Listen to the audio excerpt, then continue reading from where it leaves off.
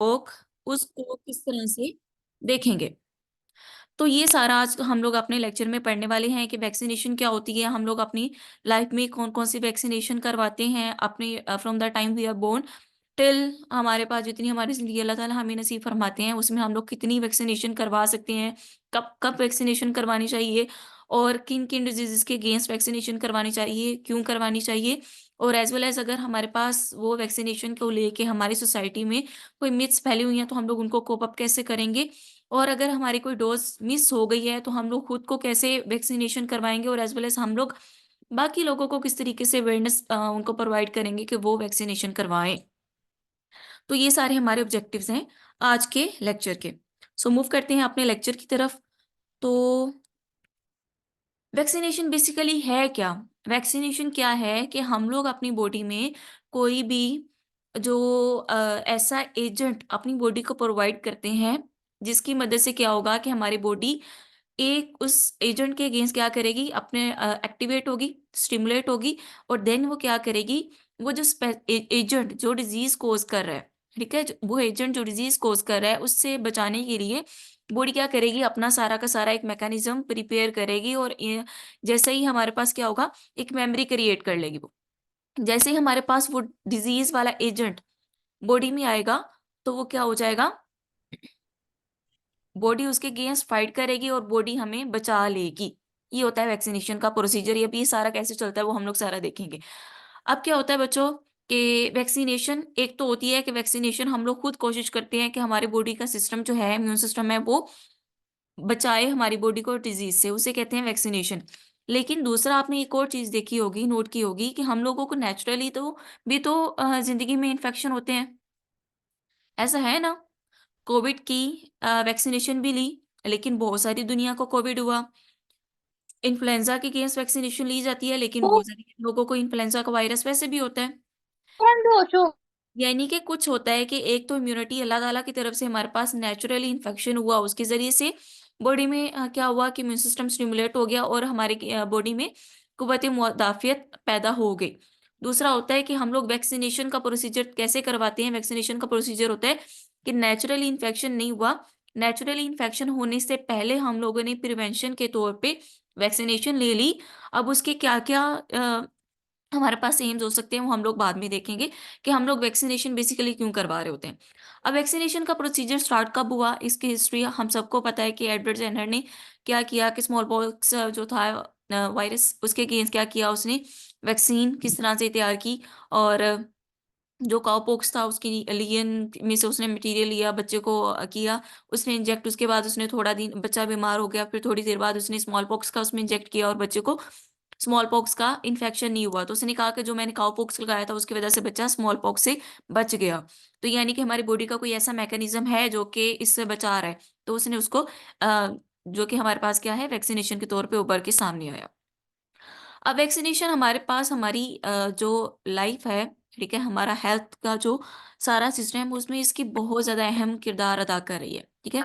ये एक बड़ी ज़बरदस्त किस्म की पब्लिक इंटरवेंशन है, हेल्थ के तौर पे इंटरवेंशन है, जो कि इन्फेक्शन को प्रिवेंट कर रही होती है इससे पहले कि इन्फेक्शन बॉडी में आए।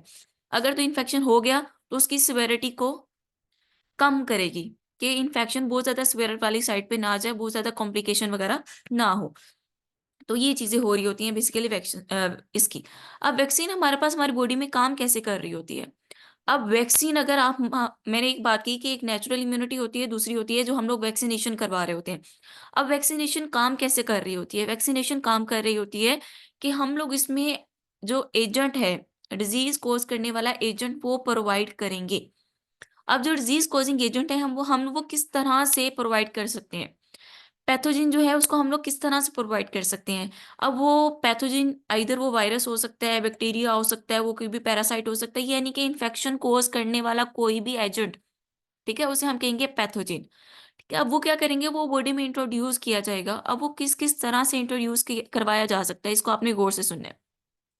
नंबर 1 पे तो अगर तो नेचुरली इन्फेक्शन होता है, ऑब्वियसली वो पूरा का पूरा एजेंट आपकी बॉडी में अल्लाह ताला की तरफ से जा रहा है और वो इन्फेक्शन कोज़ कर रहा है। लेकिन जब आप वैक्सीनेशन के तौर पर उसे प्रोवाइड कर सकते हो, तो आप फुली एक्टिव फॉर्म में पैथोजेन को प्रोवाइड नहीं करोगे। क्यों? क्योंकि आपका काम है कि बॉडी को डिज़ीज़ से बचाना। अगर आप फुली एक्टिव ऑर्गेनिज्म बॉडी को प्रोवाइड कर दोगे, बॉडी में इंजेक्ट कर दोगे, तो क्या इन्फेक्शन होगा? आमना बच्चे,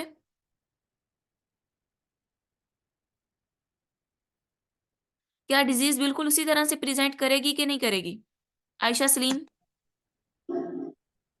जी मैम करेगी। ऑब्वियसली करेगी, बिकॉज आपने पूरा का पूरा पैथोजन दे दिया, उसके पास उसकी डिजीज कॉज करने की पूरी एबिलिटी है। लेकिन वैक्सीनेशन में आप क्या कर रहे होते हो? वैक्सीनेशन में बेटा आप ये कर रहे होते हो कि आप तो या तो उस वाला जो पैथोजन उसका कोई ना कोई एक कंपोनेंट बॉडी को दे दोगे, या तो वो जो पैथोजन है आपने उसकी किलिंग कर दिया, आपने उसको किल कर दिया, यानी कि वो डेड फॉर्म में आप उसको दोगे। या फिर आप क्या करोगे कि आप उसका जो डिजीज कॉज करने की एबिलिटी है उसको खत्म करके उसको पार्शली इनएक्टिव कर दोगे। ठीक है, पार्शली इनएक्टिवेटेड जो हमारे पास होते हैं उसमें ये होता है कि जो उसका डिजीज कॉज करने की एबिलिटी है उसको खत्म कर देती है, लेकिन जो बॉडी का उसको रिकॉग्नाइज करने वाले जो कंपोनेंट हैं वो सारे के सारे उसके पास रहेंगे। तो जब वो बॉडी, इसके अलावा हम लोग कुछ मैसेंजर आरएनए वैक्सीन भी यूज करते हैं, लेकिन बेसिकली यही सारी चीजें होती हैं। लाइव अटेनुएटेड, यानी कि वो अटेनुएटेड यानी कि वो बेचारा अ, अधमरा कर दिया गया है। ठीक है, यानी कि वो इतना ज्यादा वीक कर दिया गया है कि वो डिजीज कोज नहीं कर सकता, लेकिन वो इम्यून सिस्टम को बूस्ट करेगा, वो इम्यून सिस्टम को स्टिमुलेट करेगा।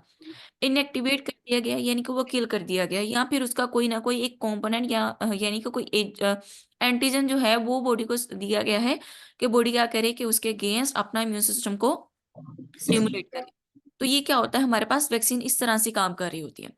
तो जब हमारी बॉडी ने क्या किया कि हमारे हम लोगों ने इंजेक्ट किया आइदर इनएक्टिवेटेड, लाइव एटेनुएटेड, या फिर कोई भी हमारे पास सब यूनिट, या फिर कोई भी एंटीजन, या फिर मैसेंजर आरएनए की वैक्सीन हम लोगों ने बॉडी को प्रोवाइड की, तो फिर बॉडी के इम्यून सिस्टम ने देखा कि मेरे पास ये एजेंट आया है। अब वो उसको रिकग्नाइज करेगा, वो कहेगा कि ये मेरी अपनी बॉडी का एंटीजन नहीं है, मेरे अपनी बॉडी के मैंने सारे एंटीजन देखे हुए हैं, तो उसके अगेंस्ट सिमुलेट होके एक्टिव हो जाएगा और काम करना शुरू कर देगा। अब वो क्या करेगा, डिफरेंट तरह के सेल बनाएगा। बॉडी क्या करती है, डिफरेंट तरह के सेल बनाती है।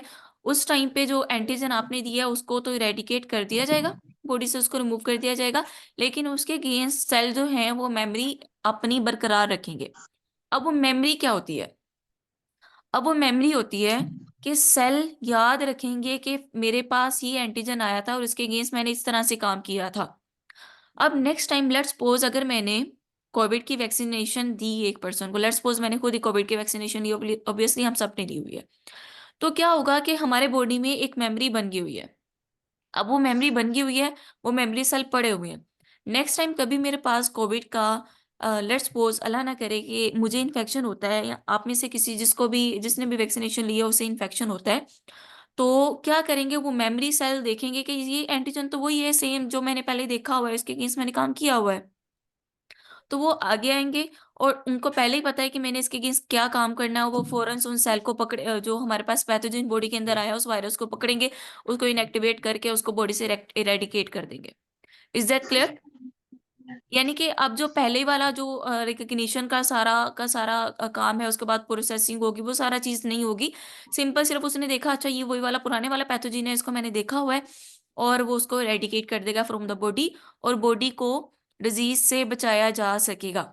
Is that clear to everyone कि हमारे पास वैक्सीन किस तरह से काम कर रही होती है? Yes ma'am. Everyone? Yes ma'am. Okay बच्चों, आगे हम लोग देखते हैं कि वैक्सीन का बेनिफिट्स क्या है, वैक्सीनेशन के बेनिफिट्स क्या है। नंबर वन पे हमारे पास इसका फर्स्ट बेनिफिट होता है कि डिजीज आने से पहले वैक्सीनेशन दे दी गई है, यानी कि डिजीज को प्रिवेंट किया जा सके, डिजीज की प्रिवेंशन को लेके वन। नंबर टू, कि हम लोग डिजीज को इरेडिकेट करना चाह रहे हैं या फिर हम लोग डिजीज को कंट्रोल करना चाह रहे हैं। हमारे पास इस टाइम पे स्मॉल पॉक्स हो गया, इसको कहा जा रहा है कि दुनिया से क्या है, इरेडिकेट हो चुका है। एज वेल एज पाकिस्तान और अफगानिस्तान, सिर्फ ये दो ममालिक हैं जिनमें पोलियो मौजूद है। बाकी सबसे कहा जा रहा है कि ये दुनिया से रेडिकेट हो चुके हैं, बिकॉज ये इतनी खतरनाक बीमारी है पोलियो, यानी कि आप पैरालिसिस की तरफ मूव कर रहा होता है पर्सन।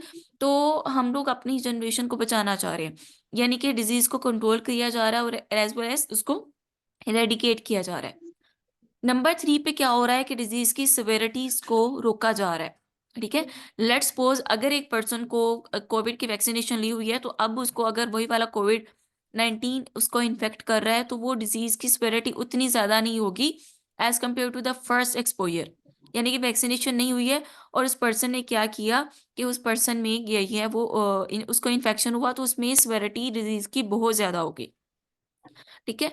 तो हमारे पास यानी कि डिजीज को प्रिवेंट करने के लिए, डिजीज को इरेडिकेट करने के लिए और एज वेल एज उसको कंट्रोल करने के लिए, डिजीज की सिवियरिटी को रिड्यूस करने के लिए, और सबसे इंपॉर्टेंट चीज जो हमारे पास आती है that is the herd immunity.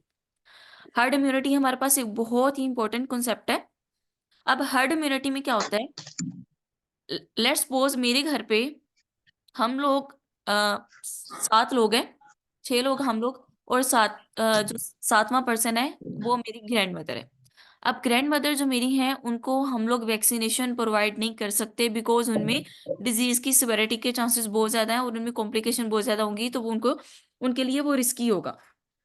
ठीक है, वो उनके लिए क्या होगा, उनको वैक्सीनेशन करवाना उनके लिए रिस्की होगा। तो बाकी के बाकी हम लोग 6 लोग जो हैं घर के, वो क्या करवाएंगे, वैक्सीनेशन करवा लेंगे, और जो ग्रैंड मदर है उनको हम लोग वैक्सीनेशन नहीं करवा रहे। तो जब हम लोग 6 लोगों ने वैक्सीनेशन करवा ली, तो हम लोग 6 लोग जो हैं उनको डिजीज क्या होगी, कि डिजीज नहीं होगी। जब हम लोगों को डिजीज नहीं होगी, हमारी बॉडी बच जाएगी, तो हमारा घर का जो 7वां पर्सन है, यानी कि जो मेरी ग्रैंड मदर है, क्या वो बच जाएंगी डिजीज की सिवियरिटी से कि नहीं बचेंगी, या डिजीज होने से? बिकॉज बाकी 6 में तो डिजीज हो ही नहीं रही है वैक्सीनेशन की वजह से। तो 7वें पर्सन में डिजीज होने के चांसेस कितने हैं? रिड्यूस हो जाएंगे बहुत ज्यादा। यूज हो जाएंगे। That was the basic concept behind the covid vaccination. मैं आपको कोविड-19 की वैक्सीनेशन की तरफ लेके आना चाह रही थी कि हर्ड इम्यूनिटी होती है कि एक हर्ड यानी कि पूरा का पूरा जो आपका एक झुंड है, आप उसको वैक्सीनेशन कर दो, सो दैट आपकी सोसाइटी के वो लोग जिनको आप वैक्सीनेट नहीं कर पा रहे हो बिकॉज ऑफ मैनी रीजन, वो एल्डरली हैं, या फिर वो कैंसर के पेशेंट हैं, या फिर वो कोई ऐसी डिजीज उनको ऑलरेडी मौजूद है जिसकी वजह से आप ये वाली वैक्सीनेशन उनको दोगे तो उनके लिए लाइफ थ्रेटनिंग है, वो उनकी जिंदगी खतरे में आ रही है। तो इस केस में क्या होगा कि आप अपनी जो सोसाइटी के ज्यादा से ज्यादा लोगों को वैक्सीनेट करोगे, सो दैट आप अपने उन लोगों को बचा लो जिनमें क्या है कि लाइफ थ्रेटनिंग इन्फेक्शन होने के चांसेस हैं। यानी कि फिर आप उनका वैक्सीनेशन नहीं भी दोगे, आपने अपनी बाकी जो लोग हैं, ठीक है, उनको वैक्सीनेट कर दिए। जैसे ही कोविड-19 आया, तो उस टाइम पे जापान और कोरिया, इन दोनों जो ममालिक ने ज्यादा से ज्यादा वैक्सीनेशन करनी शुरू कर दी। और जो लोग हम उनके पास क्या था, थोड़ा बहुत भी उनमें सिम्टम नजर आ रहे थे, उन्होंने उनको अलग कर दिया, और बाकी लोगों में उन्होंने क्या किया, वैक्सीनेशन करना शुरू कर दिए। यानी कि बेसिक कॉन्सेप्ट पीछे क्या था, हर्ड इम्यूनिटी को मेंटेन किया जा सके, उसको अटेन किया जा सके, उसके लेवल्स को अचीव किया जा सके। समटाइम ऐसा कहा जाता है कि 70% अगर आपकी पॉपुलेशन वैक्सीनेट हो गई है, तो इसका मतलब यह है कि आपने हर्ड इम्यूनिटी का लेवल अचीव कर लिया है। और somewhere it is written that 90% अगर आपके लोग, आपकी पॉपुलेशन वैक्सीनेट हो गई है, तो इसका मतलब क्या है, इसका मतलब है कि आपने हर्ड इम्यूनिटी की जो लेवल हैं वो अचीव कर लिए हैं। तो यानी कि अभी आपको एक चीज कॉन्सेप्ट आपका क्लियर हो गया कि हमारे पास जब कोविड-19 आया था, तो उसके अगेंस्ट हम लोग ज्यादा से ज्यादा वैक्सीनेशन क्यों करना चाह रहे थे, बिकॉज हम लोग कौन सा लेवल अटेन करना चाह रहे थे, हर्ड इम्यूनिटी। हर्ड इम्यूनिटी का, सो दैट हमारे सोसाइटी के वो लोग बच सकें जिनको आप वैक्सीनेट नहीं कर सके। आगे मूव करते हैं हम लोग कॉमन वैक्सीन्स और उनकी इम्पोर्टेंस।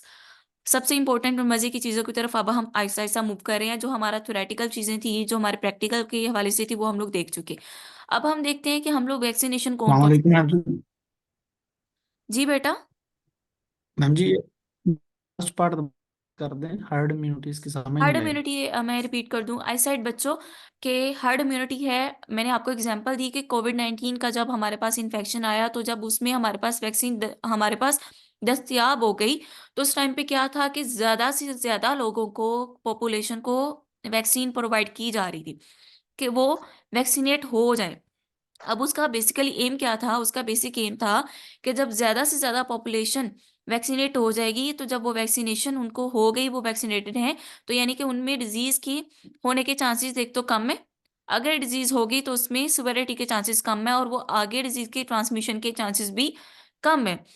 तो इसके नतीजे में क्या होगा कि हमारी पॉपुलेशन के वो लोग जिनको आप किसी बुजुर्ग हाथ की बिना पे आप उनको वैक्सीनेट नहीं कर पा रहे हो, तो वो बच जाएंगे। इज दैट क्लियर बेटा? तो उसकी वजह यस से क्या मैम, होगा थैंक कि यू। ज्यादा से ज्यादा लोग जो हम लोग वैक्सीनेट कर रहे हैं, तो ये एक हर्ड है। ठीक है, हर्ड में आप एक कम्युनिटी डेवलप कर रहे हो। ठीक है, एक बड़ा सा झुंड बना लिया आपका, पॉपुलेशन का ज्यादा से ज्यादा झुंड को आप क्या कर रहे हो, आप उसमें हर्ड को इम्यून करना चाह रहे हो, सो दैट आपका बाकी जो पॉपुलेशन जिनको आप वैक्सीनेट नहीं कर सकते वो बच जाए। इसे हम कहते हैं हर्ड इम्यूनिटी। अब कॉमन वैक्सीन कौन कौन सी है? मीजल्स, मम्स, रुबेला, खसरा, कानपेड़े और जर्मन खसरा। ठीक है, ये खसरा, रुबेला और जो मीजल्स हैं हमारे पास, ये इसी में आ रहे होते हैं। अब इन डिजीजेस के अगेंस्ट क्या किया जाता है? जब हम बच्चे होते हैं उस टाइम पे हम लोगों को वैक्सीनेट कर दिया जाता है, सो दैट एक तो हम लोग इनसे बच सके, दूसरा इनकी कॉम्प्लिकेशन बहुत बुरी है। नुमोनिया, आपने नाम सुना होगा नुमोनिया का, चेस्ट इन्फेक्शन और एज वेल एज इनकेफेलाइटिस, यानी कि जो ब्रेन का इन्फेक्शन होता है, उसकी उस ऐसी कॉम्प्लिकेशन से हमारी बॉडी बच जाती है अगर आप मीजल, मम्स और रुबेला की वैक्सीनेशन प्रोवाइड करें। पोलियो, ऑब्वियसली पोलियो के बारे में हम सबको पता है, पोलियो की वैक्सीनेशन बहुत ज्यादा जरूरी है। As well as influenza. अब इन्फ्लुएंजा हमारी वाली सोसाइटी में तो इतना ज्यादा कॉमन नहीं है, लेकिन अगर आप वेस्टर्न वाली साइड पे देखो, तो वेस्टर्न साइड पे इन्फ्लुएंजा का वायरस बहुत ज्यादा कॉमन है। हर साल हो रहा होता है लोगों को, इन्फ्लुएंजा फ्लू हो रहा होता है, और वो इतना ज्यादा सिवियरिटी का होता है कि लोगों को निमोनिया की वजह से और बाकी सारी कॉम्प्लिकेशन की वजह से डेथ रेट उनका बहुत ज्यादा है। सो वेस्टर्न कंट्री में इन्फ्लुएंजा वायरस के अगेंस्ट वैक्सीनेशन प्रोवाइड करना बहुत ज्यादा जरूरी है। ह्यूमन पेपिलोमा वायरस जो कि सर्वाइकल कैंसर कोज कर रहा होता है। इसके अलावा एचपीवी से रिलेटेड और भी काफी सारे कैंसर होते हैं, ठीक है, उनसे बचा रहा होता है, और एज वेल एज ये लॉन्ग टर्म प्रोटेक्शन एक ह्यूमन को प्रोवाइड कर रहा होता है। एचपीवी सिर्फ सर्वाइकल कैंसर नहीं कोज कर रहा होता, ये बाकी और भी तरह के कैंसर कोज कर रहा होता है। और सबसे इम्पोर्टेंट, सबसे कॉमन जो हमारे पास 2020 में हमारे सामने आया, that was the Covid 19।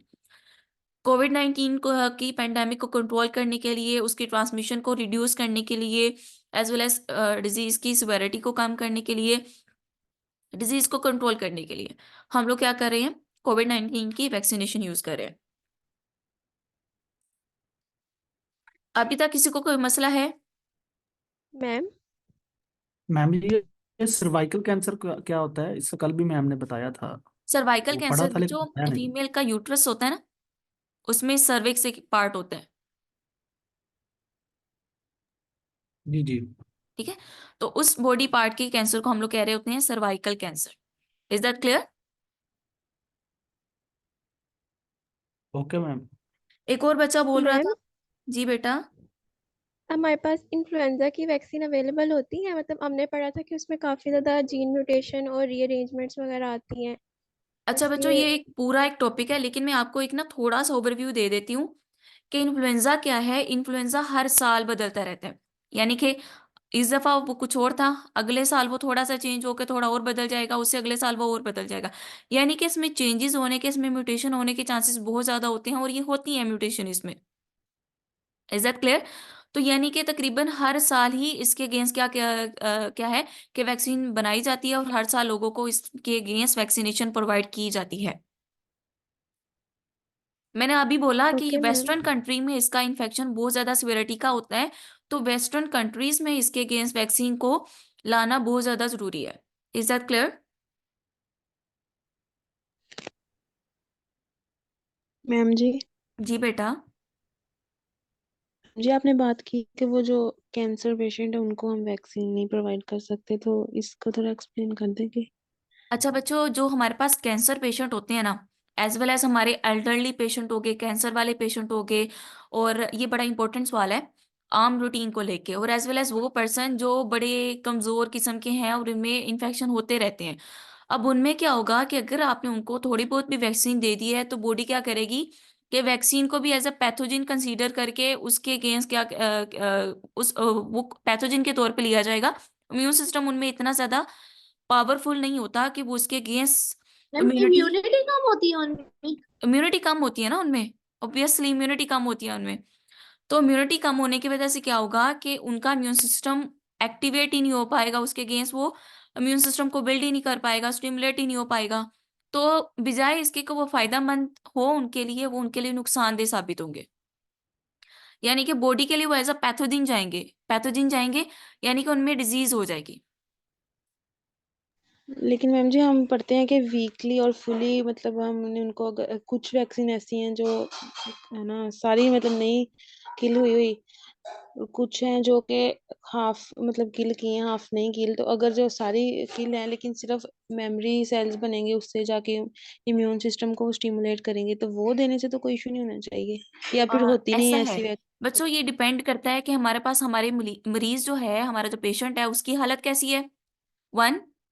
Number two पे कि आपको रिक्वायरमेंट कैसी है। लेट्स सपोज अगर उसको उस वाले इन्फेक्शन की वजह से बहुत ज़्यादा लाइफ थ्रेटनिंग इन्फेक्शन होने के चांसेस हैं, तो आप उसमें अच्छे वाली जो वैक्सीन, लेट्स सपोज अगर वो टोटली एक सब यूनिट आप ले रहे हो, यानी कि सिर्फ उसका एक छोटा सा पार्ट लेके आप उसमें इंजेक्ट करवा के वैक्सीनेट कर सकते हो उसको, तो आप उसको वैक्सीनेशन उसको प्रोवाइड कर लोगे।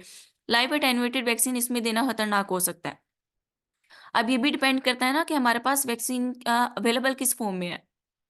अगर कोई ऐसा पैथोजन है जिसमें हमारे पास लाइव अटेन्युएटेड वैक्सीन अवेलेबल है, आप में उस आपके पास उसमें सब यूनिट अवेलेबल ही नहीं है, कोई इसका छोटा सा पार्ट अवेलेबल ही नहीं है एज अ वैक्सीन के तौर पे, तो आप उसको नहीं दे सकते हो। यानी कि ये स्पेशल केसेस में हम लोगों को फिर स्पेशली सोचना पड़ता है।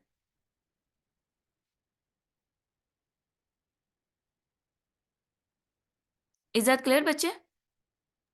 जी मैम। फिर भी अगर किसी को कोई क्वेरी हो तो आप लोग मुझसे इनबॉक्स में पूछ सकते हैं। अब हम बात करते हैं बच्चों के हिफाजती टीकों की तरफ आते हैं, ठीक है। उसका शेड्यूल क्या होता है, इसमें सबसे इंपॉर्टेंट बात जो है वो सामने लिखी हुई है। 15 माह की उम्र तक 6 दफा वैक्सीन देने से आप इन्हें 12 जानलेवा बीमारियों से बचा सकते हैं। अब ये 12 जानलेवा बीमारियां कौन कौन सी हैं, किस किस ड्यूरेशन पे हम लोग कौन कौन से वाले के केस देंगे और कितनी देर तक देंगे, ये सारी चीजों के बारे में मूव करते हैं हम लोग। अब नंबर 1 पे ट्यूबरकुलोसिस, जो कि चाइल्डहुड टीबी है। डायरिया, डिफरेंट तरह के पैथोजिन से होने वाला diarrhoea. Diphtheria, hepatitis B, measles, mumps, rubella, ठीक है। पेटासिस, जिसे हम लोग काली खांसी भी कहते हैं, वुपिंग कफ भी कहते हैं, निमोनिया। पोलियो, पेटासिस, जिसे अभी मैंने काली खांसी बता दी है। इसके अलावा टाइफाइड, रुबेला, जिसे हम खसरा कहते हैं, ठीक है, इसे जर्मन खसरा कहते हैं। और टेटनस, जो हमारे पास टेटनस का इन्फेक्शन होता है ना, वो। ये हमारे पास 12 बीमारियां हैं जिनके अगेंस्ट अब हमारी लेटेस्ट गाइडलाइंस के मुताबिक हम लोग वैक्सीनेशन के जरिए से, जो हम लोग बच्चों को उनकी जिंदगी के बिल्कुल आगाज वाले हिस्से में वैक्सीनेशन प्रोवाइड कर रहे होते हैं, हम लोग इन 12 बीमारियों से उन बच्चों को बचा रहे होते हैं। अब इन सब के बारे में पढ़ना स्टार्ट करते हैं। अब जो हमारे पास चाइल्डहुड टीबी है ना, वो एक बैक्टीरियल इन्फेक्शन है, और इसमें हम लोग जो वैक्सीन प्रोवाइड कर रहे होते हैं that is BCG, bacillus conjugate vaccine. Conjugate क्या होता है, कॉन्जुगेट का मतलब होता है कोई एक कंपोनेंट उसके साथ अटैच होना। तो इसमें हमारे पास क्या है कि इसमें हमारे पास एक दूसरा कॉन्जुगेट अटैच होता है बेसिलस के साथ। अब बेसिलस क्या है, जो कि हमारे पास टीबी कोज कर रहा है। अब ये एक डोज दी जाती है, और कब दी जाती है, जैसे ही बच्चे की पैदाइश होती है उसके फौरन बाद यानी कि बच्चे की पैदाइश के फौरन बाद उसको BCG की वैक्सीन प्रोवाइड की जाती है, उसको लगा दी जाती है। अब ये लगाते कैसे हैं ये भी हम लोग आगे देखेंगे। इसके अलावा पोलियो के अगेंस्ट हम लोग क्या करते हैं, 4 डोजेस देखते हैं। OPV, OPV बोले तो ओरल पोलियो वैक्सीन, ठीक है। ये एक वायरस है, इसमें हम लोग 4 डोजेस देते हैं। अब वो 4 डोजेस क्या है, OPV 0, जैसे बच्चे की पैदाइश हुई उसके फौरन बाद। OPV 1, OPV 2, OPV 3।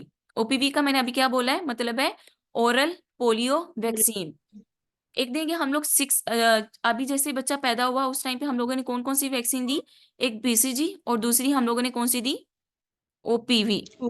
यानी कि हम लोगों ने उस बच्चे को टीबी और दूसरा पोलियो से बचाने के लिए वैक्सीनेशन, एक BCG की तो एक ही डोज जानी है वो चली गई, और OPV की हमारी पहली डोज चली गई।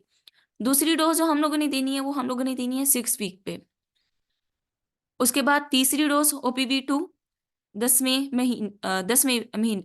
महीने पे नहीं, वीक पे, हफ्ते पे। और 14वें हफ्ते पे, 14 वीक पे हम लोगों ने इसको OPV 3 प्रोवाइड करनी है, यानी कि OPV की हमारे पास 4 डोजेस जाती हैं। इसके अलावा एक IPV होती है जिसे हम कहते हैं इंजेक्टेबल इन पोलियो वायरस, ठीक है, sorry vaccine, injectable polio vaccine. अब ये भी वायरस है, तो इसमें क्या करेंगे, या तो हम लोग उसको इंजेक्शन की फॉर्म में वैक्सीन लगाएंगे, या तो हम लोग उसको मसल में लगा सकते हैं, या फिर हम लोग उसको सबक्यूटेनियस यानी कि स्किन में लगा सकते हैं। और ये कब दी जाती है, ये 14 वीक पे दी जाती है। यानी कि अभी आपको पता चल गया कि पोलियो के अगेंस्ट जो वैक्सीन दी जाती है उसकी कितनी डोजेज हैं टोटल।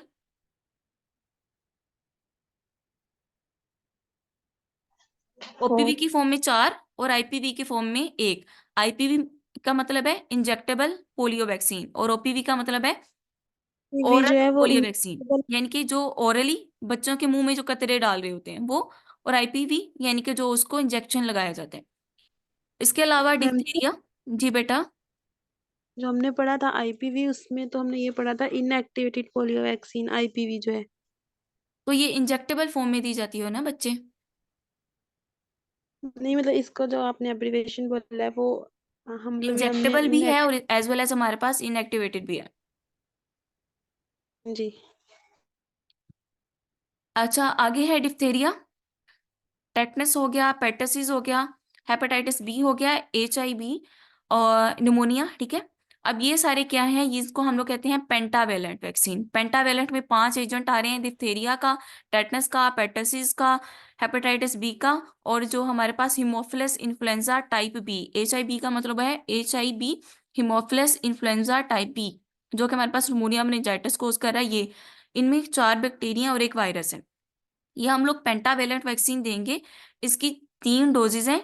और कब कब दी जाती है, पेंटा 1 होती है, पेंटा 2 होती है और पेंटा 3 होती है। 6 वीक पे, 10 वीक पे, 14 वीक पे। Is that clear. आगे हो गया मीजल की, ये हमारे पास कितनी होगी, 1, 2 और 3, ठीक है, 3 हो गई मीजल्स की हम लोग, ठीक है, इसकी 2 हैं, 9 मंथ पे और 15 मंथ पे।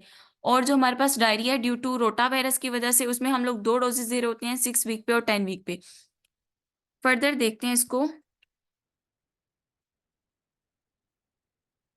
अब इसका बेसिकली मकसद क्या है, इसका बेसिकली मकसद ये है कि जो बच्चों में डिजीज हैं और एज वेल एज बच्चों में मवाद की जो तादाद है उसको कम किया जा सके। अब इसमें पहले ज़माने में ये था कि अभी लेटेस्ट आ गया हमारे पास कि 12 जो प्रिवेंटेबल डिजीज हैं उनको हम लोग प्रिवेंट कर सकें। लेकिन पहले ये था कि नो डिजीज के अगेंस्ट था। ये भी आपने याद रखना है कि हमारे पास वैक्सीन की जो हमारे पास डाइवर्सिटी है ना, वो बढ़ती जा रही है जैसे जैसे मेडिसिन में तरक्की होती जा रही है। तो 6 वीक पे क्या है, 1, 2, 3, 4, 5, 6, यानी कि 6 विजिट्स, एक एट बर्थ। 6 वीक पे, 10 वीक पे, 14 पे, वीक्स हो गई है। उसके बाद 9 मंथ पे और 15 मंथ पे। अब ये कैसे कैसे दी जाती हैं, BCG, OPV 0 और हेपेटाइटिस बी का जो वैक्सीन है वो एट बर्थ दी जाती है। यानी कि एट बर्थ हमारे पास क्या है, 3 ऑर्गेनिज्म के अगेंस्ट वैक्सीन दी जाती है। 6 वीक पे OPV 1, पेंटा 1 और न्यूमो 1। 10 वीक पे ये वाली वैक्सीन होगी OPV। उसके बाद 14 वीक पे OPV 3, पेंटा 3 और न्यूमो 3। ये आप बार बार देखोगे इसको, फिर आपको याद होगा। 9 मंथ पे हमारे पास मीजल्स 1 और मीजल्स 2। अब यहाँ पे हमारे पास आ जाता है कि ये वैक्सीन आपने देनी किस तरह से है, ठीक है। ये वैक्सीन आपने देनी किस तरह से है। यहाँ पे आप देखें कि BCG की जो वैक्सीन होती है पैदाइश के फौरन बाद दी जाती है। वो दाएं बाजू के ऊपर दी जाती है और मुंह के जरिए से क्या किया जाता है, बच्चों को कतरा पिलाया जाता है। अब वो कतरा किसका होता है आपको मालूम है बच्चों, that is oral polio vaccine, यानी कि वो पोलियो का कतरा बच्चे को पिलाया जाता है। और जो TB का है BCG, वो क्या किया जाता है, वो उसके दाएं बाजू पे इंजेक्शन लगाया जाता है। अब वो नेक्स्ट विजिट है उस बच्चे का जब वो बच्चा 6 हफ्ते का हो गया है, ठीक है, 6 हफ्ते का बच्चा हो गया है।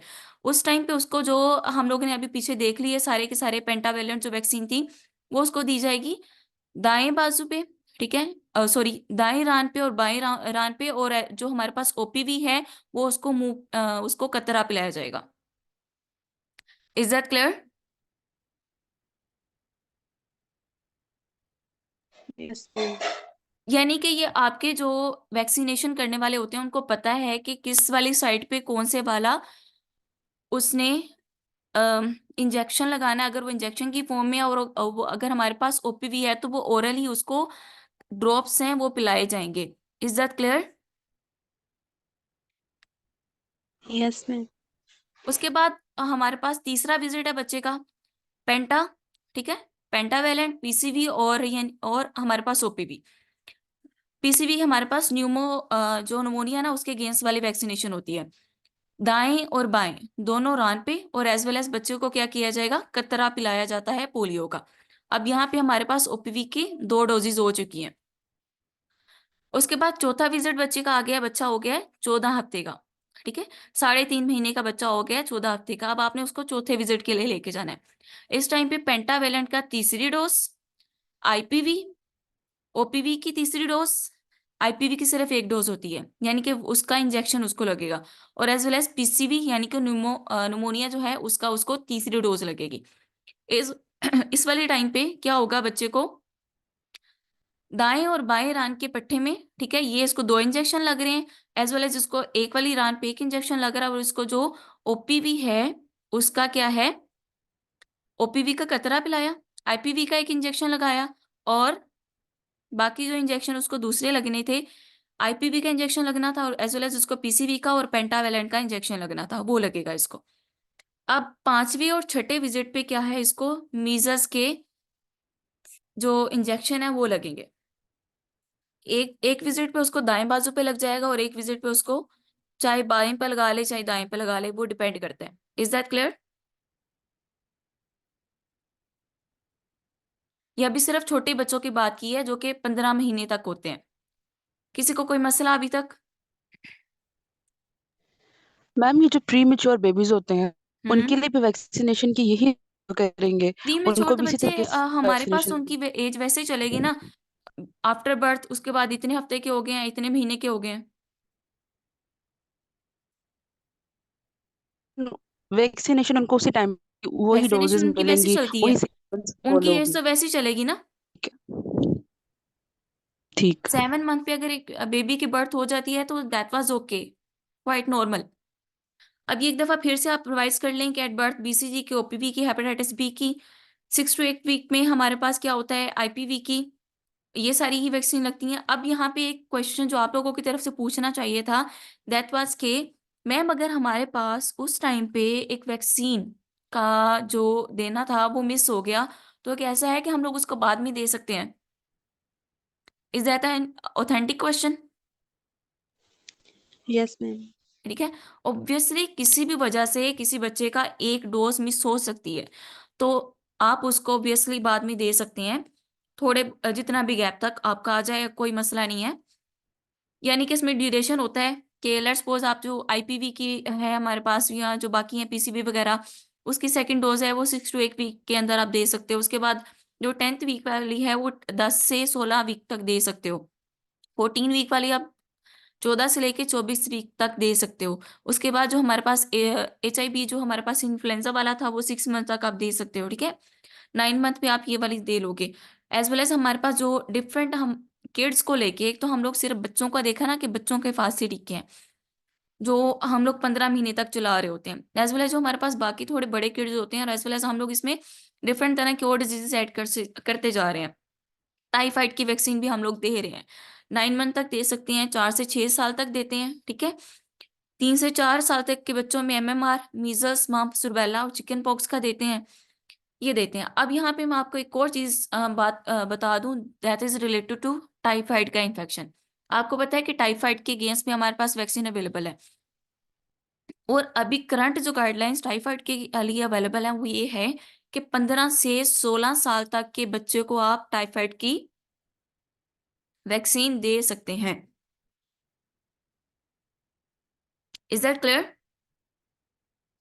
यानी कि जो टाइफाइड के अगेंस्ट जो वैक्सीन है वो आप तकरीबन 15 साल तक के बच्चे को दे सकते हैं। ये अभी बिल्कुल करंट गाइडलाइन के मुताबिक आपको बता रही हूँ। मैम जी बेटा। मैम अगर किसी बेबी को जॉन्डिस हो वो तो हम उसको तब वैक्सीन दे सकते हैं?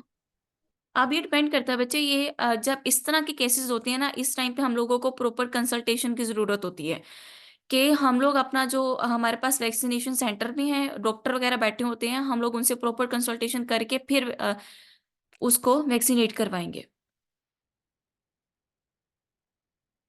बिकॉज जो हमारे पास जॉन्डिस है उस वो भी तो डिपेंड करता है ना कि वो किस चीज की वजह से है।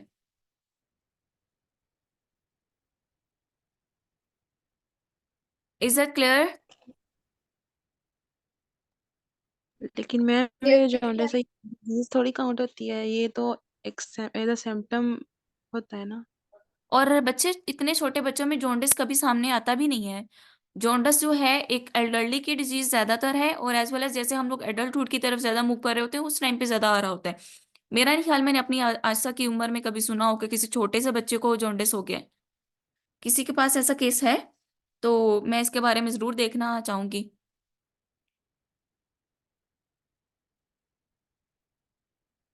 अच्छा, आपने दोबारा फिर से ज्वाइन करना है, मैं ये कंप्लीट कर लूँ।